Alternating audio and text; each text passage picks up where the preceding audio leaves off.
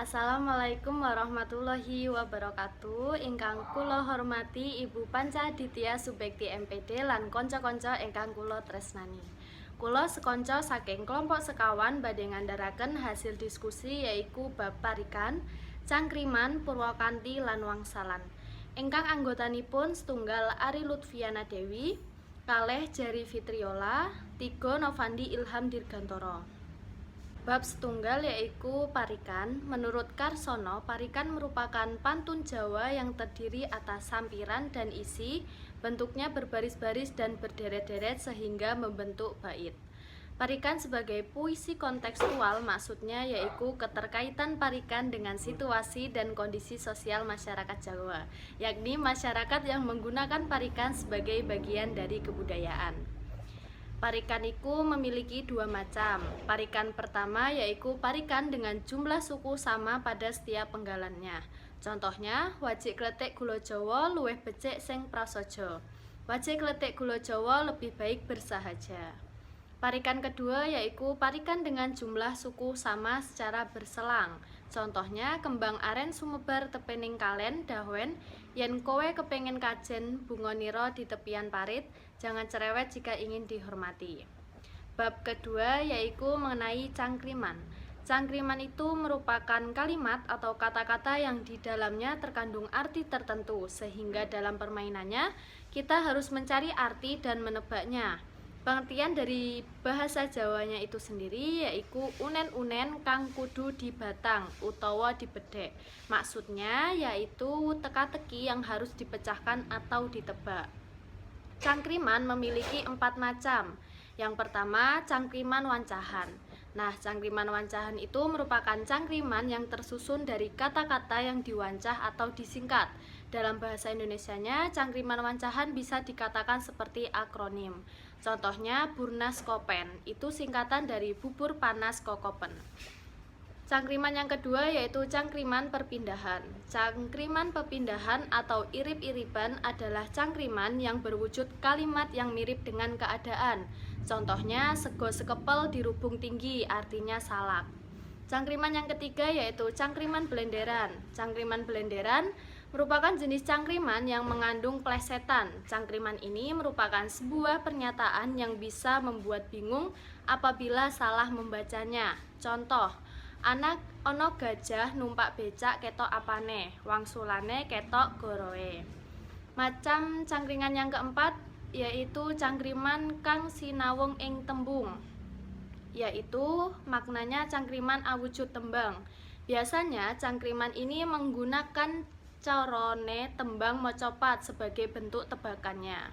Maka pemberi tebakan akan melakukan syair tembang sebagai tebakan yang disampaikan. Contohnya yaitu tembung pucung. Baiklah, di sini saya akan melanjutkan penjelasan dari Mbak Lupti, yaitu Purwakanthi. Pengertian Purwakanthi. Purwakanthi merupakan salah satu permainan bunyi yang sangat sering digunakan dalam tembang. Purwakanthi dibentuk dengan cara menggandengkan baik bunyi vokal maupun bunyi konsonan yang sudah disebut dalam bagian ayat yang berada di depan. Terdapat 3 macam purwakanthi. Purwakanthi guru sawara yaitu persamaan bunyi pada bunyi vokal. Contohnya, Setia Budia pengasiah di dur angkara budi pekerti yang baik menghancurkan angkara murka. Ayat di atas nampak lebih indah karena adanya bunyi sejak yang mengulang bunyi vokal a daripada kata yang paling depan kepada kata-kata lain di belakangnya. Terdapat 3 macam purwakanthi. Purwakanthi guru sastra yaitu persamaan bunyi pada bunyi konsonan, sering disebut dengan istilah aliterasi atau sastra milir. Contohnya, Rineteng puspita rinih rinuruh Wosing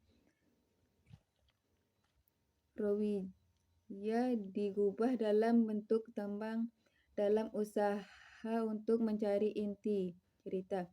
Ayat di atas diperindah oleh pengulangan konsonan R. Inilah yang disebut dengan peruang ganti guru sastra. Terdapat 3 macam peruang ganti. Peruang ganti lumaksita disebut juga dengan sajak berkait. Peruang ganti jenis dibentuk dengan cara mengulang baik satu suku kata bahagian suku kata tertentu maupun kata untuk memperindah bunyi hasil pengulangan biasanya diletakkan pada baris berikutnya. Contohnya yen lumintu ugo dadi laku.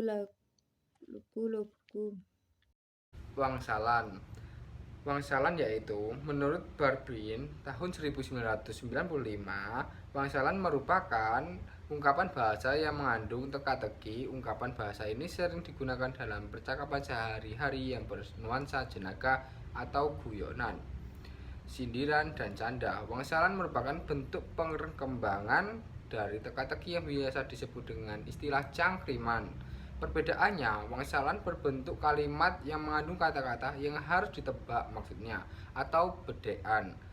Bentuk jawaban itu tidak tampak nyata, tapi disamarkan pada suku kata baris berikutnya atau dinamakan tebusan. Contoh-contoh wangsalan menurut Padikusumojo pada tahun 1960 dan pada tahun 1982 dalam Subroto. Wangsalan dibedakan menjadi 5 jenis, yaitu yang pertama wangsalan lamba atau wangsalan lombo atau tunggal, terdiri atas satu baris atau lari, yakni wangsalan yang hanya terdiri atas satu teka-teki atau cangkriman dari sebuah jawaban. Teka-teki terdapat pada bagian pertama, sedangkan jawabannya terdapat pada bagian kedua. Contohnya yaitu pring dempet, kowe teko mrene kok ora keda-keda. Piring dempet sama dengan ada. Kepiting kang sobeng rawa, wong sungata wong ayu, yaitu kepiting kang saba ana ing rawa atau yuyu. Kemudian wangsalan rangkap atau majemuk. Wangsalan terdiri dari 2 baris. Baris pertama terdiri atas 2 bagian yang masing-masing merupakan teka-teki yang diberikan jawabannya pada baris kedua. Contoh nih, jenang sela wader kalen sesoderan, ampun toya wonten lepat kula, jenang sela apu wader kalen cepat. Sayeng kangge tresna mangsa sawa, wong susila lagawe anu prana, sayeng kaga tresna wangsa rawa manuk gagak. Kemudian wangsalan memet atau rumit. Wangsalan memet adalah jenis wangsalan cukup rumit. Untuk mengetahui jawaban dari teka-teki perlu ditempuh 2 tahap. Tahap pertama, perlu menangkap makna dari tuturan metamorfosis dari teka-teki. Tahap kedua, perlu mencari sinonim dari makna itu yang sesuai dengan pernyataan pada bagian kedua. Contohnya, uler kembang yentrino alon-alonan. Uler kembang artinya hewan lintah.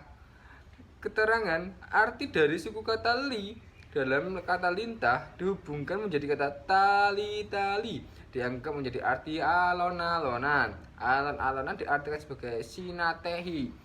Kata sintatehi artinya melakukan pekerjaan secara perlahan tanpa paksaan. Wangsalan padinan atau sehari-hari, yaitu wangsalan sehari-hari digunakan dalam percakapan sehari-hari. Dalam wangsalan ini, kunci jawaban dari teka-teki dinyatakan sebagai karena dianggap sudah dikenal oleh para pengguna bahasa dari kehidupan sehari-hari. Contohnya, wong kae sejatine wis krungu kandhaanku, nanging jenengan gori iku mantuke digudheg. Nyaron bumbune cengklungen, anggon ngenteni sama dengan angklung. Tapi wastra ora liwat basa pada-pada atau kemana-mana. Yang terakhir yaitu wangsalan indah atau edipeni. Wangsalan edipeni adalah wangsalan yang terdiri atas satu kalimat dan dua kalimat seperti yang terjadi pada wangsalan biasa. Wangsalan edipeni dalam suatu kalimat terdiri juga dari dua klausa. Biasanya klausa pertama terdiri dari 4 suku kata dan klausa kedua terdiri atas 8 suku kata. Terletak perbedaan wangsalan edipeni dengan wangsalan biasa adalah jenis wangsalan edipeni itu kalimatnya menggunakan perwakanti guru suara. Contohnya ancur kaca, kaca kocak, mugiwara, netra, uang waru biasa, tanabain tata krama. Niku adalah penjelasan dari wangsalan. Demikian presentasi kelompok kulo akhiri. Wassalamualaikum warahmatullahi wabarakatuh. Matur suwun nggih pun.